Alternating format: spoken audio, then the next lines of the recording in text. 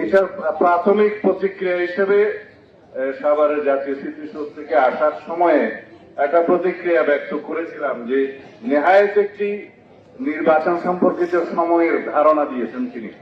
এখানে দিন তারিখ মাস সহ এবং নির্ধারিত প্রয়োজনীয় সংস্কার নির্বাচনমুখী এগুলো করা এবং তার জন্য প্রয়োজনীয় সময় নির্ধারণ সহ এবং একটি নির্বাচনের রোডম্যাপ জনগণ প্রত্যাশা করেছিলেন মাননীয় প্রধান উপদেষ্টার কাছে, এই অন্তর্বর্তী সরকারের কাছে।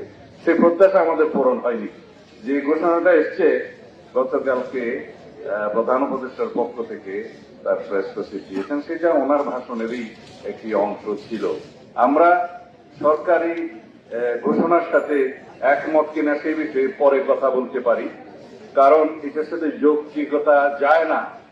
সময়ের যে যৌক্তিকতা, প্রয়োজনীয় সংস্কার করার জন্য কতদিন লাগতে পারে, নির্বাচনমুখী সংস্কারগুলো, প্রয়োজনীয় সংস্কারগুলো প্রাথমিকভাবে এবং প্রধানতম সংস্কার বলে মনে করি।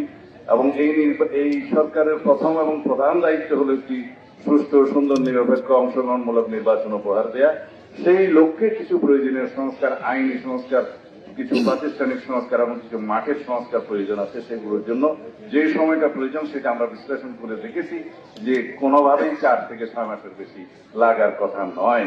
সুতরাং গণতান্ত্রিক যাত্রা পথে যাতে আমরা কোন রকমের কৌশল প্রয়োগ না করি, সেই আহ্বান জানাবো এই অন্তর্বর্তী সরকারের কাছে। ধন্যবাদ।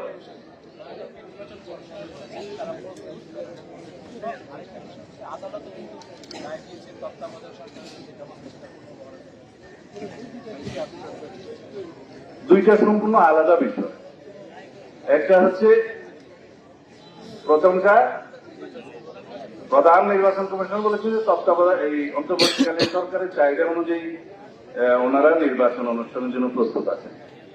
বাস্তবতা হচ্ছে যে প্রতি বছর জানুয়ারির 2 তারিখে অটোমেটিক ভোটার তালিকা আপডেট হয়, খসড়া প্রকাশিত হয় এবং সেই খসড়ার উপরে বিভিন্ন রকমের উজর আপত্তি শুনানির পরে মার্চের 2 তারিখের মধ্যে এটা সম্পূর্ণ হবে এবং সেটা ফাইনাল লিস্ট প্রকাশিত হবে।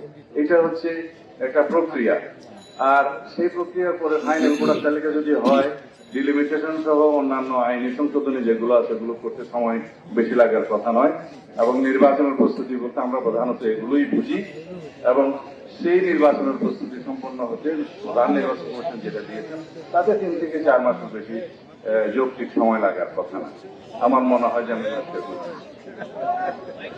ওইটা পরে আর আদালতের বিষয়ে যেটা বলেছেন যে তত্ত্বাবধায়ক সরকার ব্যবস্থা ফিরে এসছে, এটা আরেকটু সময় নিতে হবে। কারণ এটা দুইটা বিষয়।